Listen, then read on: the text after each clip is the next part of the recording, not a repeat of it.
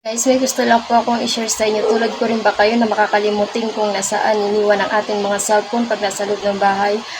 Pues, tapusin niyo po ang video na to para alam niyo. Punta po tayo ng Play Stores, guys. Tapos, ano natin dyan, anti-theft alarm. I-search natin dyan. So, andyan na siya. Sundan nyo lang po yung mga arrow, guys. Yan.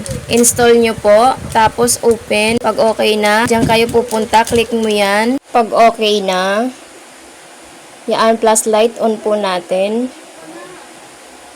Tones on natin. Vibration on natin. So yan. Detect by whistle, detect by clap. Mamili lang kayo dyan, guys, kung alin dyan yung gusto nyong gamitin. So ayan, mag-a-alarm po talaga siya. Ngayon po, mag-download na po kayo ng apps na yan at saka itry nyo po. Pag nag-clap-clap kayo or nagsipol, tutunog po talaga siya. Thank you for watching. Kung may natutunan kayo, pakishare po and follow. Thank you!